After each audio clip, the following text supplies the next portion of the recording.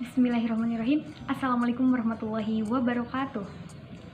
Kami dari kelompok 5, di sini kami akan mempresentasikan hasil diskusi dari kelompok kami yang berjudul Aliran Filsafat Pendidikan Progresivisme. Kepada yang terhormat Ibu dosen Ibu Ulfah Agung Rayanti, SPD, MPD, dosen pengampu mata kuliah Filsafat Pendidikan, dan teman-teman sekalian yang saya cintai dan saya banggakan. Sebelum masuk materi, izinkan saya untuk memperkenalkan anggota saya terlebih dahulu. Yang pertama, di sini ada saya sendiri, Tina Kalina sebagai moderator, dan berikutnya ada Novita Sari sebagai pemateri 1 dan Milky Sihabul Milah sebagai pemateri 2. Di sini saya akan mengulas sedikit mengenai aliran filsafat pendidikan progresivisme. Jadi, progresivisme adalah sebuah aliran yang berkembang di awal abad ke-20 dan mempunyai pengaruh sangat besar dalam dunia pendidikan, terutama di Amerika Serikat.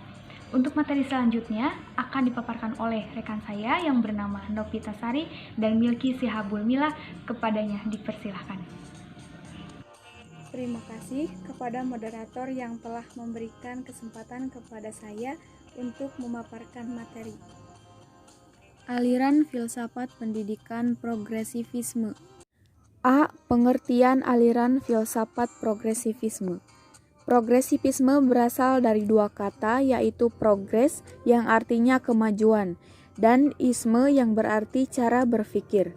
Progresivisme ini diartikan sebagai salah satu aliran yang memiliki tujuan untuk mencapai kemajuan yang sifatnya cepat.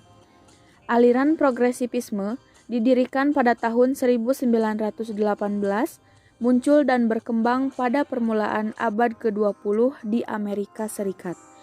Aliran progresivisme lahir sebagai pembaharu dalam dunia filsafat pendidikan, terutama sebagai lawan terhadap kebijakan-kebijakan konvensional yang diwarisi dari abad ke-19. Pencetus aliran filsafat progresivisme yang populer adalah John Dewey. Aliran filsafat progresivisme bermuara pada aliran filsafat pragmatis yang diperkenalkan oleh William James dan John Dewey yang menitik beratkan pada manfaat praktis. Dalam pandangan progresivisme, manusia harus selalu maju atau progres, bertindak konstruktif, inovatif, reformatif, aktif, dan dinamis, sebab manusia mempunyai naluri selalu menginginkan perubahan. B. Tokoh penggagas aliran filsafat pendidikan progresivisme. Yang pertama, George Excel. Pendidikan adalah fungsi sosial yang terpenting dari masyarakat dan bekerja menuju teori-teori pragmatis pendidikan, demokrasi politik dan sosial yang mempertahankan hubungan humanistik. Yang kedua, William O. Stanley. Menurutnya, perilaku individulah yang berperan dalam menentukan nilai. Yang ketiga, Ernest Bailey.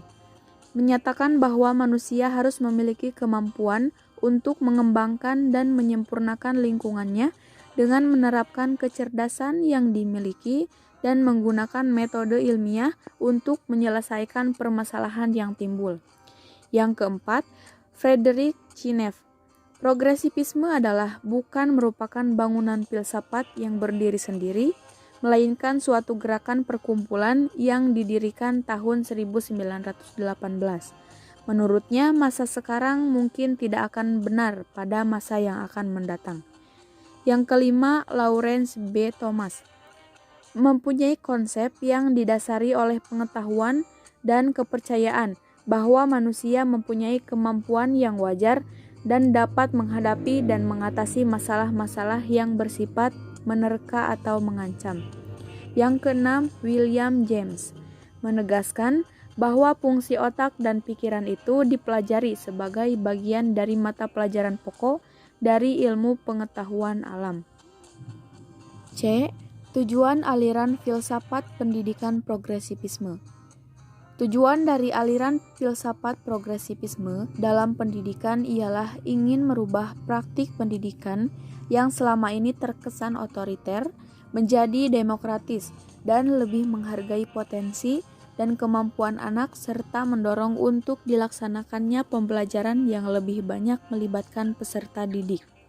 Dengan menerapkan aliran progresivisme dalam pendidikan, harapnya dapat membawa perubahan dan kemajuan pendidikan di Indonesia menjadi lebih berkualitas sehingga mampu mewujudkan tujuan pendidikan nasional Indonesia. D. Kelebihan dan kelemahan dari aliran filsafat pendidikan progresivisme. Antara lain, pertama, kelebihannya adalah nilai-nilai yang dianut bersifat fleksibel terhadap perubahan. Yang kedua, toleran dan terbuka sehingga menuntut untuk selalu maju, bertindak secara konstruktif, inovatif dan reformatif, aktif serta dinamis. Yang ketiga, anak didik diberikan kebebasan secara fisik maupun cara berpikir guna mengembangkan bakat kreativitas dan kemampuan yang terpendam dalam dirinya tanpa terhambat oleh rintangan yang dibuat oleh orang lain. Yang keempat, menjadikan anak didik yang memiliki kualitas dan terus maju sebagai generasi yang akan menjawab tantangan zaman peradaban baru. Untuk kelemahannya, yang pertama, progresivisme terlampau menekankan pada pendidikan individu. Yang kedua, kelas sekolah progresif artifisial atau dibuat-buat dan tidak wajar. Yang ketiga, progresivisme bergantung pada minat dan spontan. Yang keempat, siswa merencanakan sesuatu sendiri dan mereka tidak bertanggung jawab terhadap hasil dari tugas-tugas yang dikerjakan. E. Hubungan aliran filsafat progresivisme dengan pendidikan. Aliran ini berpendapat bahwa pendidikan mestilah dimaknai sebagai sebuah proses yang berlandaskan pada asas pragmatis. Dengan asas ini, pendidikan bertujuan untuk memberikan pengalaman empiris kepada anak didik sehingga terbentuk pribadi yang selalu belajar dan berbuat.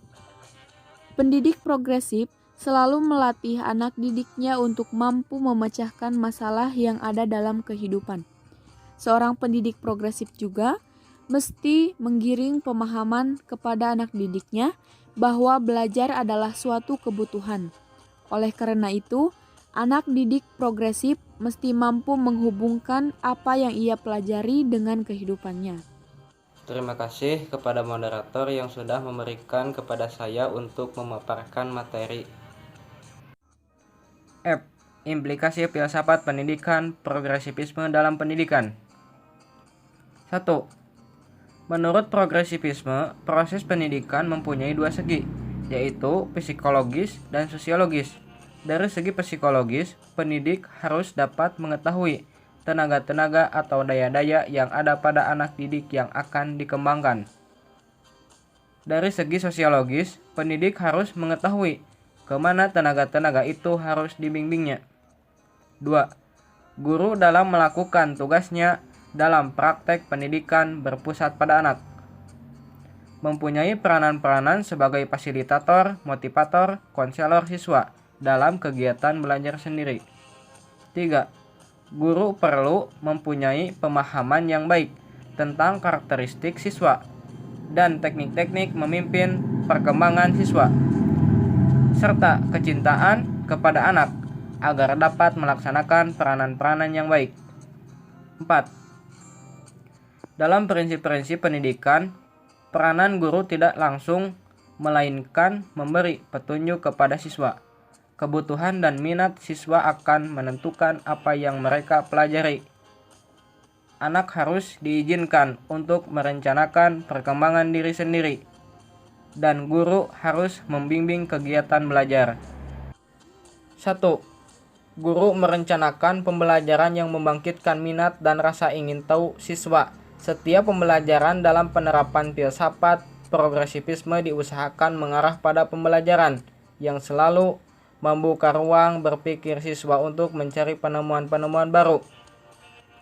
Penemuan baru dimaksud adalah bahwa setiap siswa harus diberikan kesempatan untuk mencari setiap informasi yang berkaitan dengan materi pembelajaran secara mandiri, sehingga dapat membangkitkan rasa ingin tahu para peserta didik untuk selalu mengembangkan dirinya dari waktu ke waktu yang membuat peserta didik semakin maju dalam berpikir dan bertindak.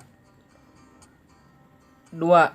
Selain membaca buku, siswa juga diharuskan berinteraksi dengan alam, misalnya melalui kerja lapangan atau lintasan alam.